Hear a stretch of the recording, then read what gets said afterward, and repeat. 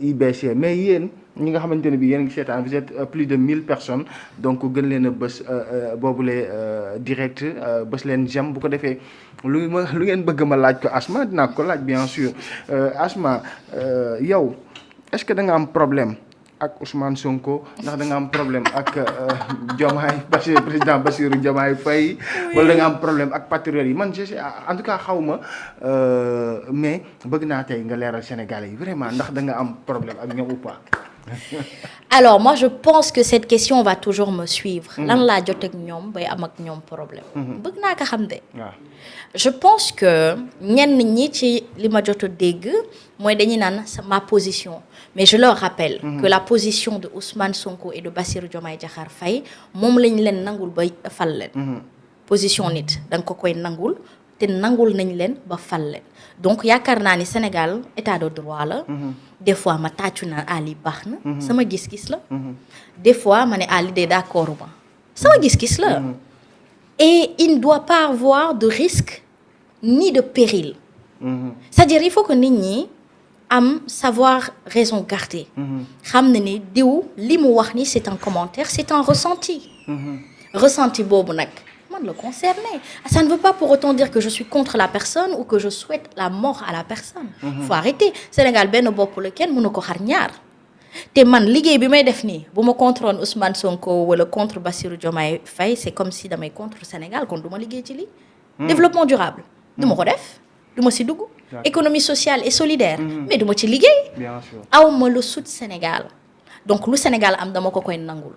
mais mën naa bañ a d'accord ak yow des fois ci xalaat loolu mooy ànd de waruñoo ànd rek parce que lépp la ñu war a bokk jubluwaay bu ñëpp yemoon am ñu gedd seen cër. ni ñuy nangulante cër yi kem ni ñuy nangoo ne diw kat dafa bëgg Ousmane ba dee. ñu nangul ma ni dama bëgg Bougane. et le problème c'est pas Asma qui a un problème avec Ousmane Sonko ou Bassirou Diomaye Diakhar Faye c'est juste que je travaille dans un groupe de presse qui a un patron qui aujourd'hui est un homme politique et donc comme je fais tout le temps ces éloges et c'est spontané. c'est-à-dire du loo xamante ni damay toog naan dama koy def pour neexal ko wala dama koy def loolu laa yëg dama koy def. d'accord donc c'est de manière très spontanée. voilà donc c'est de manière très très spontanée c'est mon papa. je vous jure c'est l'affection que en tout cas c'est ce que je ressens. mais non ça veut pas dire que voilà donc. le problème c'était ça deuxième tour Bougane la ñu mere Bougane xamuñu ne ñu koy jotee ñu may dégg ma naan Bougane et donc ils se sont fâchés mais coow boo gis dafa am fu muy jugee. je pense que lors d'une revue des titres dans la matinale dama poser la question à savoir qui nous dirige. vous savez nit ñi dañuy dem di topp seen bëgg-bëgg ba dootuñu savoir raison garder. jour bi may poser question boobu.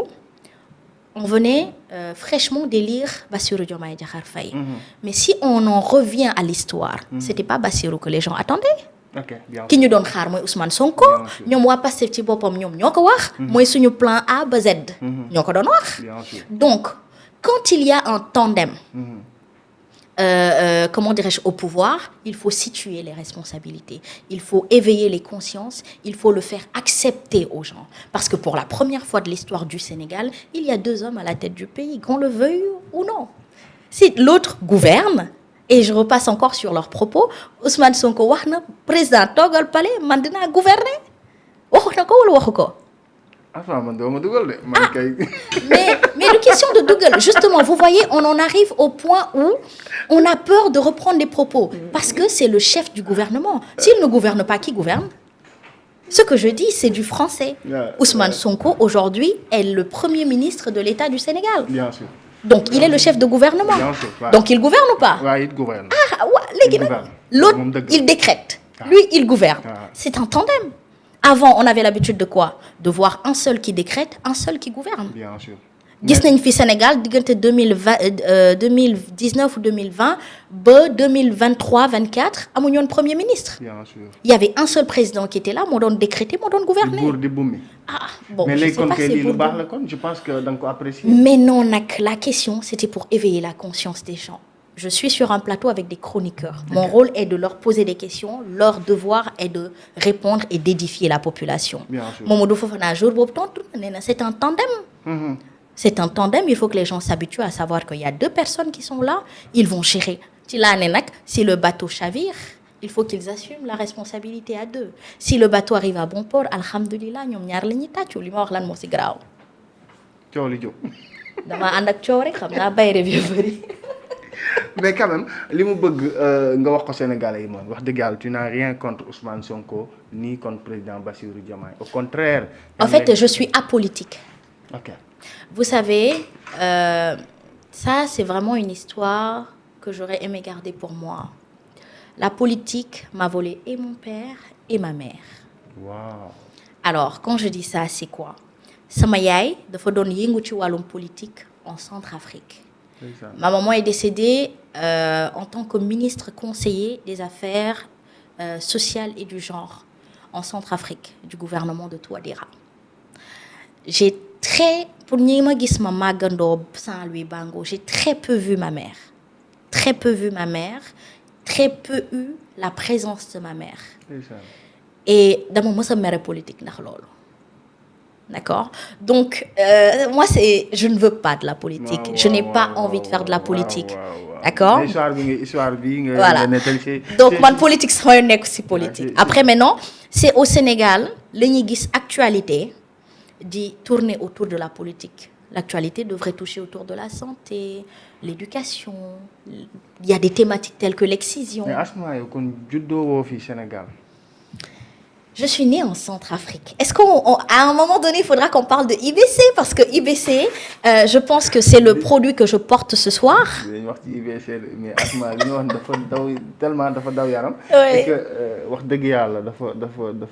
c'est-à-dire que politiquement, c'est une Centrafrique au Sénégal. Oui, mu nekk fa lu yàgg sax parce que da doon politique bu baax a baax. Elle a été préfète.